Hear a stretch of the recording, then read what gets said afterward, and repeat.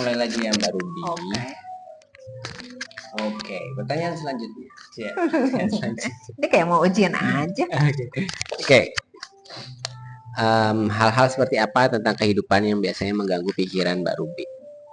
Oh, banyak banget ya sebetulnya ya.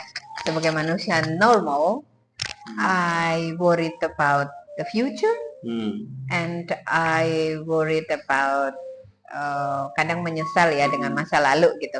Itu sesuatu yang tidak bisa kita pungkiri, itu akan selalu datang kepada semua orang. Ya. Normal manusia. Ya.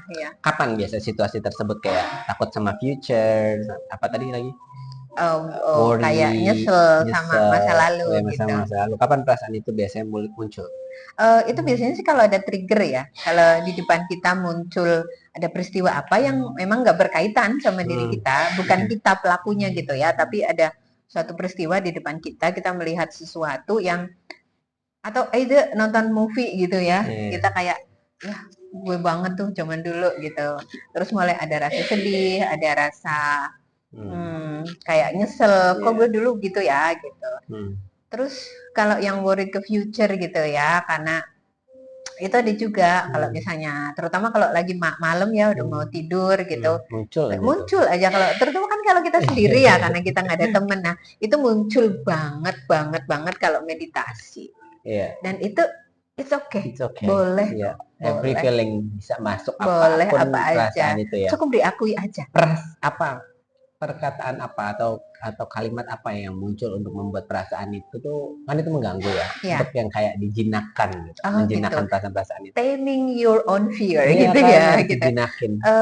Kalau aku belajar untuk mendisiplinkan pikiranku ya Mas. Jadi kalau udah mulai berasa agak worried gitu sama future, terus aku membuat aku punya kalimat sakti. Apa tuh? Yang buat aku tuh kayak gini. Ya udah, kita hidup kan untuk 10 menit ke depan aja kita nggak tahu. Jadi sudah, kita tarik diri kita balik ke saat ini. Kita sedang bernafas, sedang bersama diri sendiri, itu aja udah cukup. Udah, itu toh yang kita punya gitu. Jadi kita nggak lagi banyak mikir yang ngeri-ngeri tentang masa depan orang. In the next 10 minutes aja kita nggak ngerti, ngapain mikir kita yang puluhan tahun ke depan. Terus aduh gimana nanti kalau anak-anakku udah pada menikah, aku di rumah sendiri, terus aku udah nenek-nenek, gitu-gitu kan. Gitu. Ya ketakutan-ketakutan yang muncul, meskipun kita mungkin secara finansial itu sudah safety, tapi kayak lebih kan kepada ketakutan batin kalau nanti kita anak-anak udah nggak ada di rumah gitu, misalnya salah satu hal. Ya, bagaimana? Gitu, ya itu bagaimana? Itu kan perasaannya nggak bisa diubah ya. Iya, cukup diakui aja Mas. Kalau rasa itu memang wajar, semua orang memiliki, tapi kita harus belajar disiplin untuk mengingatkan ke diri sendiri bahwa ya perasaan itu tuh oke. Tapi inget ya, 10 menit ke depan aja kita nggak tahu loh kehidupan kita mau kayak apa. Jadi udah, sekarang fokus ke yang sekarang kamu lakukan saat ini gitu. Yaitu kamu lagi bernafas, ya udah dinikmati gitu aja. Sesimpel itu sebenarnya. Ya, bagaimana hal-hal tersebut mempengaruhi kehidupan Mbak Ruby sehari-hari, perasaan worry, perasaan future-nya kayak gimana gitu. How that impact? Kalau dulu ya, sebelum bisa menarik makna dari hal-hal yang itu tadi, ya berasanya kayak hidup adalah isinya adalah dengan ketakutan-ketakutan yang sebetulnya tidak perlu. Tapi setelah sekarang udah bisa mengelola gitu ya Mas, dia jadi satu, saya itu orang yang sangat butuh tidur yang cukup. Dengan bisa mengelola perasaan-perasaan itu, bisa lihat bantal aja langsung udah tidur gitu, pelor banget gitu. Itu sesuatu yang sederhana, tapi buat saya itu adalah hal yang luar biasa. Karena apa? Banyak orang loh Mas kena insomnia. Karena apa? Too much thinking, worried tentang future, kemudian menyesali masa lalu. Mereka Itu. nggak sadar aja mungkin copingnya harus pakai Yes, apa dan ya. mereka harus minum No. obat tidur. No, Oh. ya tuh. Gitu, harus minum obat tidur, harus pergi terapi dengan psikolog, Jangan lain-lain. anggap obat Gitu. kalau tidur harus dibantu obat itu normal. Yes. Not normal. Yes. But it's okay. Kalau emang harus pakai obat ya kan? Iya, salah satu cara. Nah, meditasi jadi bisa membantu itu. Kalau ada yang salah terkait, saya tetap nggak bisa tidur juga, mungkin saat meditasi salah, butuh guidance. Iya, betul. Okay. Sebetulnya bukan salah ya, Mas, need more practice. Bukan salah, kurang cocok sama kitanya. Gitu. Iya, betul. Karena masing-masing orang punya style meditasi yang berbeda-beda ya. Jadi tidak bisa digeneralisasi. Kalau saya cocoknya manekung, Mas Solik mungkin cocoknya yang lain gitu. Tapi saya pikir itu sesuai kebutuhan kita sih. Kalau lagi anxiety, kita meditasinya apa? Kalau kita lagi sedih, meditasinya lain lagi, gitu kan? Kalau energinya lagi berasa low banget, lemes, ngapain? Terus kayak nggak bergairah, kita meditasinya apa? Itu kita bisa pilih sesuai dengan kebutuhan. Jadi sama kalau lagi mikirin memikirin tentang hidup juga perasaan yang paling sering muncul tuh tetap itu Mbak, sama kayak tetap ya itu aja gitu. Yang sebetulnya tadi, masalah manusia hanya dua hal itu ya Mas. Karena mereka tidak bisa atau belum bisa menghadirkan diri mereka di kehidupan saat ini. Mereka selalu kebawa-bawa kan ke masa lalu. Mereka selalu kebawa-bawa kan ke masa depan. Nah itu karena dari kecil, kalau boleh saya bilang, culture kita itu mengajarkan kita untuk melihat masa depan dengan sangat dengan masif gitu loh, kayak dari kecil kita ditanyain besok dia mau jadi apa gitu kan. Jadi kita tidak pernah diajari untuk apa yang kamu rasakan sekarang, kamu seneng enggak, kamu menikmati makanan yang dihidangkan enggak, kamu tadi pagi bisa tidur baik enggak. Kita tidak diajarkan seperti itu, tidak diajarkan untuk mensyukuri hal-hal kecil yang hari ini dan saat ini terjadi. Tapi kita dibiasakan untuk melihat future secara masif dengan cara pandang yang kurang tepat. Iya. Jadi itu membuat kita jadi yaitu ke bawah-bawah terus ke masa lalu, ke bawah-bawah terus ke masa depan. Ya, apa yang membuat Mbak Ruby melihat bahwa Mbak Ruby memandang ketakutan yang tadi itu, bagaimana melihat ketakutan yang tadi datang itu dalam sudut pandang yang berbeda? Gini Mas, jadi sebetulnya kalau kita sudah bisa ya mengambil makna dari kita bisa bermeditasi itu ngapain, itu adalah salah satu cara. Ketakutan-ketakutan itu adalah sebuah alarm, ya, sebuah alarm di mana kita juga harus mempersiapkan banyak hal untuk bagaimana hal itu tidak terjadi in the future. Kita kan takut misalnya preventif kan gitu. Jadi alarm aja, dan ketakutan-ketakutan itu sesuatu yang normal. Asalkan kita bisa taming, kita bisa menjinakkan dengan cara yang benar gitu. Dengan memposisikan itu sebagai sebuah alarm biar itu tidak terjadi di kehidupan yang akan datang gitu. Ada nggak sih menurut sisi positif dari worry sama sisi positif dari cemas masa depan tadi kan? Oh iya pasti. Sisi positifnya apa? Kalau misalnya in a short sentence. Buat saya untuk lebih berhati-hati ya, kita lebih menata. Yang worried sama post of them ya. Jadi kalau kita mencemaskan sesuatu ke depan misalnya ya, takut nanti ke depannya saya nggak ada dibarengin sama anak-anak gitu ya, anak-anak udah punya kehidupan sendiri. Sekarang saya sudah mulai menata nih, membiarkan saya menjadi lebih independen, kemudian independen financially, kemudian independen secara batin, di mana kita berlatih untuk melepaskan kemelekatan dengan anak, karena anak kan cuma dititipin sama kita Mas. Nah kan, jadi kita nggak yang oh ini milik gue nih gitu, enggak, karena sebetulnya dalam hidup kita tuh kita nggak punya apa-apa. Wong nafas aja kita dipinjemin sama kehidupan, ya kita mau ngapain? Basically we have nothing loh in the life. Yeah, I'm agree. And then make you a more grateful to whatever surround you. Gitu? I think, in my opinion. Saya meyakini bahwa apapun yang akan terjadi di masa depan saya nantinya itu adalah efek yang saya lakukan hari ini. Jadi That's I try to do my best today. Jadi nggak tahu nih hasilnya ke depan mau kayak mana. Yang penting kalau hasil hari ini saya sudah melakukan yang terbaik, saya nggak akan ada penyesalan ke masa depan. Gitu. Ya, kalau kemarin kan sudah tadi kan udah dijelasin bahwa kalau perasaan untuk menjinakkan perasaan-perasaan tadi ya. Kalau perasaan itu datang yang ketika bukan saat meditasi, what will you do? Oh, ini menarik banget pertanyaannya. Karena kan orang cenderung selama lu bermeditasi terus Apa yang lu bisa ngapain gitu kan? Sebagai antisipasi. Nah, ini menarik dalam kehidupan di luar meditasi formal yang kita duduk gitu ya, Mas. Misalnya kita tiba-tiba marah gitu ya. Kalau saya memberikan batasan, Mas. Saya boleh marah, tapi saya hanya marah paling lama 1,5 menit. Jadi karena marah itu juga sebuah perasaan yang wajib diakui. Kita harus berani memberikan limitasi. Udah 1,5 menit aja marah itu capek loh. Terus kalau happy pun nggak yang berlebihan gitu. Kemudian worried juga 1,5 menit cukup. Jadi ngapain sih worried panjang-panjang? Karena hormon-hormon di badan kita tuh merespon semuanya, Mas.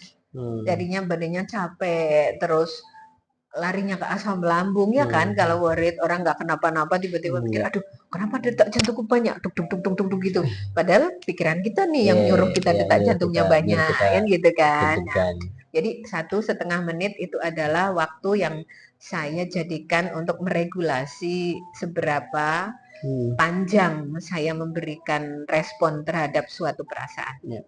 Dalam kondisi apa biasanya Mbak Ruby harus meminta badan, tubuh, pikiran menahan perasaan itu bergejolak gitu. Mengatur itu semua itu dalam kondisi apa biasanya, kayak dalam kondisi apa, kayak ketika pas waktu oke, aku harus nyuruh badanku ini apa namanya, berhenti sejenak gitu. Oh ya, sebenarnya gini, badan itu, tubuh kita adalah perangkat yang sangat cerdas. Saat misalnya saya sudah, kalau yang berkaitan dengan worried ya Mas, itu saat saya sudah merasakan mual, terus pikiran saya sudah mulai kemana-mana, badannya udah rasanya udah nggak enak. Nih alarm banget nih, udah diem. Ruby lu diem, diem. Ambil air minum hangat, minum, and say to yourself, all fine. Satu begitu. Kemudian kedua, disadari bahwa oke, rasa ini ada, bagian dari saya, oke, tapi cukup 1,5 menit aja. Gitu. Ada alarm kok Mas yang muncul saat kita marah juga kan seperti itu. Ada alarm. Kadang marah, saat itu ya. Marah yang tidak disadari gitu ya. Tiba-tiba kita pesen jus jeruk ternyata nggak ada. Kita kan terus marah, ke-trigger dengan hal-hal yang dalam tanda petik tidak penting kan Mas. Tapi itu adalah bagian dari emosional kita yang perlu direspon. Nah di situ kita bisa memberikan batasan-batasan, udah 1,5 menit aja, damage-nya gede kok kalau kamu marah lebih dari 1,5 menit. Gitu. A part of the meditation. Ya. Jadi yang seperti saya sebutkan itu tadi, itu masuk ke dalam meditasi laku keseharian yang disebut topo ingrame itu Mas. And sebetulnya meditasi nggak ada berhentinya loh Mas. Sebelum kita tidur. Gitu ya. Aku juga kadang kalau lagi bangun tidur kebanyakan ya, waktu itu kan kita masih energi, masih mengumpul ya. Iya, ngumpul ke nyowo ya Mas. Kalau kata. Itu aku mau nyalain lampu tuh kayak jalan kayak step by step tuh benar-benar kayak dirasain gitu ya Mas. Kayak jalannya tapi I just ini like lampu di sini, 2 langkah dari sini, gitu-gitu ya Mas. Okay. Slow but that's meaningful. Yes. And it works. And mindful. Ya. Yes. Oke. Sudah seimbang belum? Kalau kita ngomongin cara berpikir, sebetulnya cara berpikir orang itu tergantung dari kondisi kesehatan fisiknya juga Mas. Ya. Dan salah satu meditasi yang saya lakukan itu sangat membantu saya untuk mencapai kesehatan fisik yang lebih baik. Nah, saat keseimbangan fisik kita itu bagus, kita hanya punya satu hal yang perlu kita perhatikan, yaitu adalah mengkoneksikan antara fisik kita dengan pikiran kita. Oke. Jadi That's good otomatis kalau badannya sudah bagus, kondisi fisiknya, itu akan sangat mempengaruhi ke kualitas cara kita berpikir. Kalau ada istilah itu gini Mas, mens sana in corpore sano nggak sih? Terdalam tubuh di dalam tubuh yang sehat terdapat jiwa yang kuat. Jiwa itu mengacu ke pikiran gitu loh. Jadi itu make sense-nya di situ. Jadi urut-urutannya adalah dari kita meditasinya bagus, kualitasnya bagus, ke badan juga bagus, karena kita jadi lebih aware kan dengan diri kita, dengan cara kita makan, dengan apa yang kita makan, cara kita tidur, apa seberapa lama kita tidur, itu ketumbuh kesadaran itu dari kita bermeditasi, karena lebih aware loh sama sesuatu yang kita kerjakan. Habis itu efeknya, oh iya, jadi kepikiran kita jadi lebih tertata juga, lebih termanage juga. Apa yang mendorong Mbak Ruby, bukan cara ya, tapi apa yang mendorong Mbak Ruby kayak aku harus menghindari perasaan ini, atau mungkin malah nggak mau menghindari? Enggak saya hindari. Kalau misalnya itu muncul, bahkan jealousy gitu ya, bahkan jealousy gitu, kalau lagi cemburu gitu ya, itu ya gue akuin aja, emang lagi cemburu gitu loh. Oke, jadi nggak usah di avoid ya? Nggak usah sih, ngapain, kan itu jadi sudah bagian dari emosi kita, emotion ya, energi motion, energi yang bergerak. Jadi itu nggak akan ada di situ selamanya kan, kita rasain aja dulu itu. Jadi kalau rumusnya adalah datang, singgah, dan berlalu, whatever. Kayak tamu hotel tau. Iya dong. Kayak berarti kita tuh kemarin aku sama Mbak Reni baru bikin pelatihan, bukan pelatihan sih, seminar ya kita bilang, singkat gitu, bagaimana menganggap bahwa hati kita itu adalah hotel.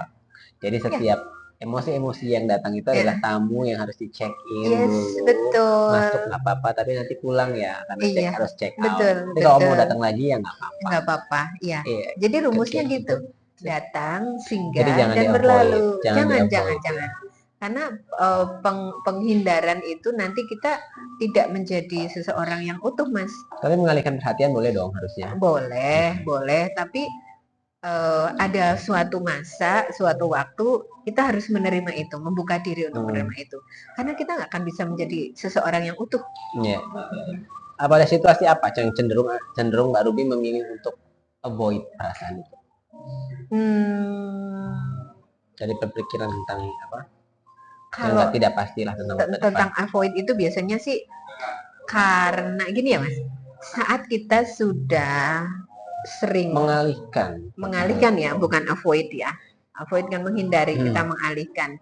Di situasi apa gitu ya Mas. Ini kalau aku lagi hektik banget, itu tak kesampingkan dulu, nanti ya, tak respon nanti ya gitu. Jadi saya punya habit yang suami saya itu juga bilang bahwa saya adalah orang yang pandai mendelay respon. Maksudnya gini, jadi kalau suatu momen waktu itu orang tua saya, bapak saya meninggal gitu ya, semua orang meluapkan kesedihannya waktu itu, tapi saya bisa loh Mas, 7 hari itu saya belum nangis gitu, karena di waktu itu lingkungan membutuhkan saya untuk kuat, untuk menghandle situasi yang sangat hektik, di mana semua orang sedih, di mana semua hal itu kan harus ditata ya, jam sekian pemakaman, siapa yang harus dihubungi, ini kan, seperti itu kan. Nah di situ itu, di waktu itu saya harus firm, saya harus menjadi, bukan harus ya, tapi saya sudah terbiasa untuk mengambil tanggung jawab sebagai troubleshooter gitu kan. Nah itu melekat di diri saya, meskipun tidak permanen, tapi ya kadang kalau itu dibutuhkan saya ada gitu. Nah 7 hari setelah itu saya baru memproses, rasa duka saya baru tiba-tiba membiarkan diri saya untuk merasakan, oh iya ya, besok kalau aku pulang aku udah nggak ketemu bapak lagi gitu. Jadi di situ aku baru bisa nangis, bisa merasakan, bisa menerima rasa itu dengan utuh gitu loh. Kalau yang dalam 7 hari itu ya technical, tek tek tek tek tek tek gitu. Jadi kayak orang lihat itu anak kok nggak ada sedihnya ya bapaknya meninggal ya, gitu loh mas. Kayak mengurangi gimana? Itu dikurangi atau dilupakan atau gimana? Gimana cara mengurangi dan melupakan perasaan yang nggak enak Saya itu? bilang ke diri saya sendiri, nanti dulu Ruby, nanti gitu. Tapi Jadi dikurangi atau ya dihilangkan atau gimana? Gimana? Dilupakan atau gimana? Perasaan itu apa? dipinggirkan dulu aja Dipikirkan mas dulu, tapi ya. tidak lupa ya. Enggak. Jadi Suatu dikurangi saat juga. perlu untuk direspon Iya. biar tidak menjadi titik ledak Dan yang kita juga biar masih betul, ingat ya sama betul. apa yang sudah pernah Ya, kita rasakan. cuman intensitasnya jadi berkurang kan, kedukaannya jadi berkurang. Kemudian apa namanya sedihnya Berkurang. gitu ya, jadi berkurang, rasa kehilangannya jadi berkurang. Tapi menerima itu bahwa memang sudah nggak ada gitu. Setelah itu saya proses, kemudian yang muncul berikutnya adalah rasa bahwa permakluman bahwa itu adalah perjalanan hidup. Sudah diterima sebagaimana adanya. Jadi itu gitu. bisa berkurang, tapi kembali bisa nggak? Perasaan-perasaan itu kembali datang. Bisa juga, bisa. Saya juga pernah merasakan itu bahwa setelah sekian tahun rasa itu muncul lagi. Nah, itu juga salah satu fungsi dari meditasi itu, Mas. Pada akhirnya kita juga harus berani ngomong ke diri sendiri, Ruby itu sudah di masa lalu, sudah. Kita tidak bisa melakukan apa-apa tentang itu. Tidak bisa merubah dan tidak bisa memperbaiki karena itu bukan kesalahan, ya kan? Tapi part of the journey yang harus dilalui. Kalau berulang pasti mas, karena kita masih punya memori. Karena kita masih hidup juga ya. Iya betul, memorinya kan ada nih, kesimpan nih di sinopsis ini nih. Yang bisa ke-trigger kapan? Kok si sinopsis apa mas? Sinapsis di hipotalamusnya masih ada, gitu masih. Oke, kita lanjut lagi tapi kita minum dulu ya. Oke. Berat ya. Berat banget sih lu pertanyaannya. Lu begini. Kalau yang saya yakini ya, saya yakini bahwa setiap manusia itu dilahirkan atau diadakan untuk lahir itu kan sudah dengan garis perannya masing-masing yang sudah tertera di human design-nya masing-masing orang gitulah ya. Human design. Human design tuh ya kan. Terus kalau yang Muslim itu di Lohil Mahfuz tuh udah ketulis kan gitu. Lu mau jadi apa? Nah, balik lagi saat kita sudah menjalankan meditasi dan diterapkan ke kehidupan sehari-hari, at least tugas kita, peran kita sebagai manusia itu terkawal dengan baik. Dalam arti gini, tugas kita nih seperti misalnya saya seorang Ruby nih, tugas saya memang saya udah ngerti banget, saya memang menjadi seseorang yang harusnya menjadi panutan gitu ya, seharusnya menjadi orang panutan. Ini di garis bawahi bener nih, harusnya gitu kan belum tentu jadi panutan. Nah, saat kita cukup nih meditasinya, kualitasnya cukup mendukung, otomatis dalam keseharian kita tuh kita sadar benar bahwa tugas saya sebagai seorang Ruby adalah menjadi seorang panutan di banyak hal ya, secara ekonomi, misalnya toh nanti suatu saat saya menjadi seorang dosen gitu kan, itu bisa terkawal dengan baik. Terkawal dengan baik maksudnya kita bisa mencapai tujuan dengan tepat sasaran karena kita sudah terkawal dengan kesadaran yang bagus hasil dari meditasi ini mas. Gitu. Maksudnya kalau kita bermeditasi kan kita jadi ngerti nih keseharian kita itu dilakukan dengan sadar. Oh ya sadar, aku biar tetap bisa menjadi panutan, aku harus ngapain aja. Perilaku apa yang harus ditata. Kalau mau jahatin orang, mau jahilin orang, tuh inget lagi nih, Ruby lu jangan jahat-jahat sama orang, nggak bisa jadi panutan lu sama orang nanti. Jadi itu jadi tanggung jawab nggak? It doesn't matter, itu menjadi tanggung jawab atau menjadi apapun, tapi kan kita melakukan ini dengan sadar nih mas. Saat ini terus-menerus terjadi, ini menjadi sebuah habit yang terjadi secara kayak udah tiap hari kayak begitu. Jadi terjaga, makanya saya nyebutnya itu terkawal gitu. Ada pengawalnya nih, nah pengawalnya itu namanya kesadaran. Kalau misalnya itu buah dari meditasi. Kalau itu menjadi tanggung jawab, gimana perasaan baru? Kalau itu akhirnya menjadi seorang panutan itu jadi satu tanggung jawab. Nah, ini pertanyaan yang menarik karena apa? tanggung jawab itu kan konotasinya dengan kayak beban gitu ya Mas ya. And risks. Kayak bikin load gitu ya di shoulder kita, jadi berat, kita jalan jadi nggak enak karena kita aduh tanggung jawab gue banget gitu kan.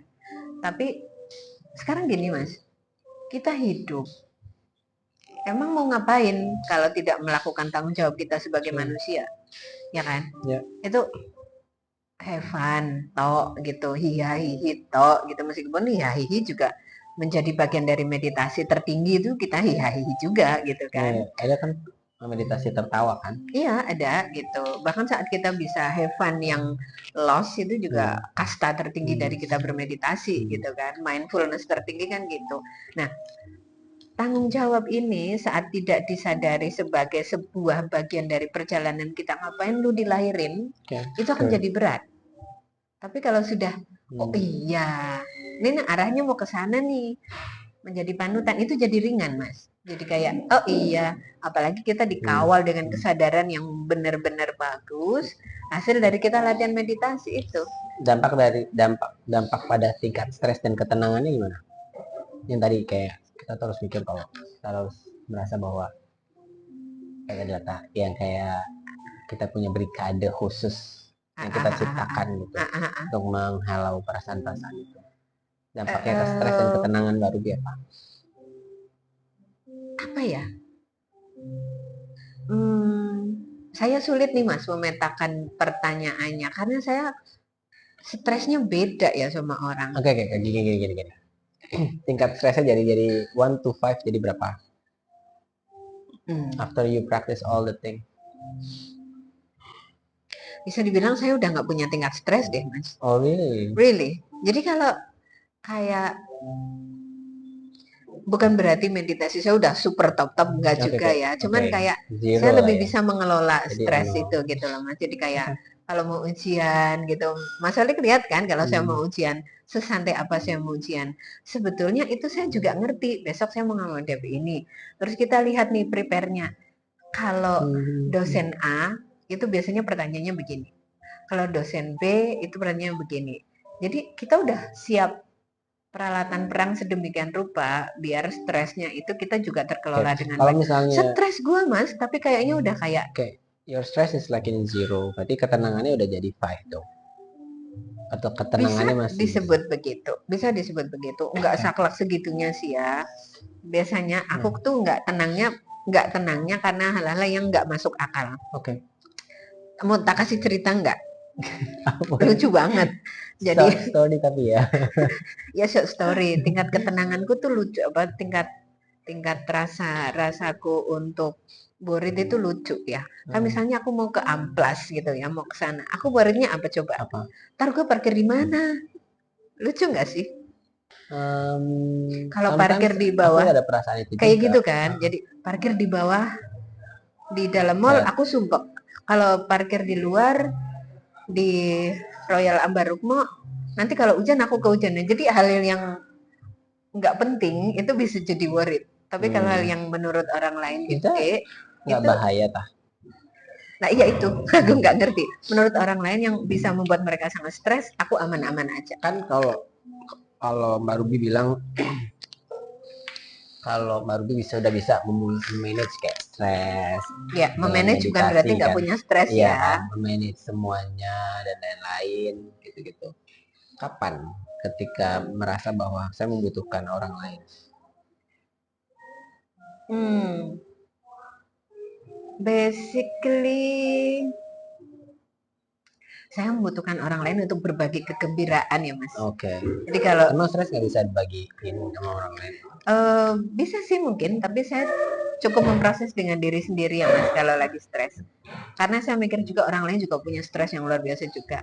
Siapa biasa yang sering diajak untuk berbagi perasaan tersebut? Pasangan aku. Oke. Itu ya, teman hihi, teman berantem, teman. Biasa dalam kondisi apa men-sharingnya perasaan itu? Langsung. Aku nggak nyari momen yang paling tepat apa. Oh, langsung ketemu dia langsung sharing semua. Iya langsung. Tapi aku gini loh, gini loh gitu. Jadi nggak menunda sih kalau aku. Maksudnya nggak menunda yang nanti Gimana? nunggu jam 10 Coba malam kasih gitu. tahu caranya, ngasih tahu kan ada banyak ya mungkin teman-teman di luar sana juga kalau mau sharing perasaan itu kan bingung ya mau mulai dari mana gitu, perasaan sedih atau perasaan senang. Biasa kalau Mbak Ruby best practice-nya kalau mau menyampaikan perasaannya dengan baik ke orang yang tadi disayang tadi, how you do that? Oh gitu. Kalau aku sih begitu. Biasanya kalau lagi nggak bareng, aku kan telepon. Aku dengar dulu dari nada suaranya dia menerima telepon. Kalau kan kita udah hafal nih ya, jadi aku hanya share dengan orang yang mau udah deket.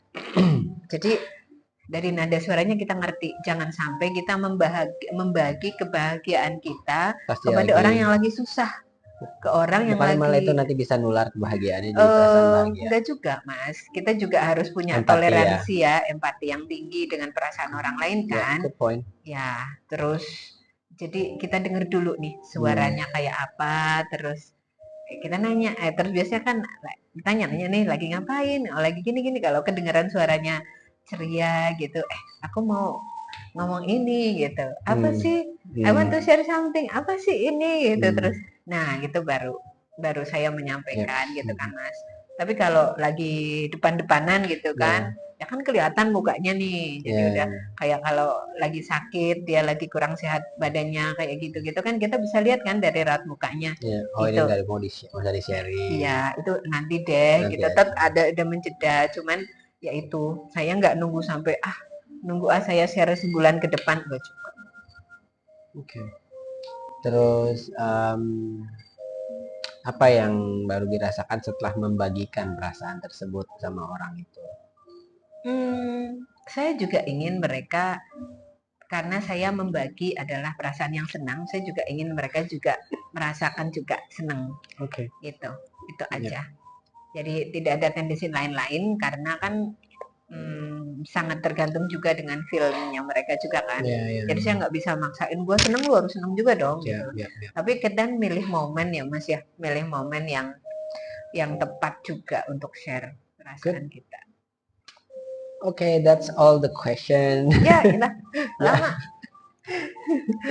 Thank you for waktunya Mbak Ruby. Sama-sama. Terima kasih banyak sudah men-sharing terkait pengalamannya bermeditasi, dan ini mau sharing sini aja Bang, apa-apa Mbak. Ini aja. Ini cuma tugas kuliah kok. Iya, panas. Ini tugas podcast. Makasih ya. Ya, makasih. Iya, aku kayaknya mau dong ininya Mas. Esnya dikit ya. Ya. Kayaknya kepanasan. Anyway, kita lagi di Ministry. Oh ya, ini tempat recommended banget. Buat makan bubur kacang. Bubur kacang hijau. Terus ini apa namanya? Pakai es. Buat nugas. Iya, tempatnya tranquil kadang, tapi kan lagi musim liburan, so jadi agak rame. Tapi so far masih bisa ngomong ya kita ya. Nyam. Gitu. Jadi direkomendasikan teman-teman bisa meditasi sedini mungkin ya. Dan nggak ada yang telat juga kan kalau misalnya. Enggak. Ya. Ada yang telat. Oke, ada kata-kata terakhir?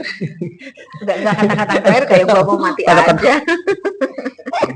Kata-kata mutiara apa gitu yang ingin mau disampaikan sama teman-teman yang lagi research atau lagi pusing mikirin tesis? Semua hal itu seperti halnya meditasi itu perlu dilatih ya, dan dikerjakan satu persatu. Jadi jangan numpuk-numpuk tugas. Jadi meskipun satu halaman dicicil, dibuka. Jangan nunggu sampai banyak, jangan nunggu deadline, karena itu bikin Anda gila. Oke, thank you so much. Dan itu bisa nanti 1 semester tesis selesai. Oke, bye. Okay, thank you Mbak. Have a good life and have a good meditation. And everyone, thank you for watching. Thank you. Bye.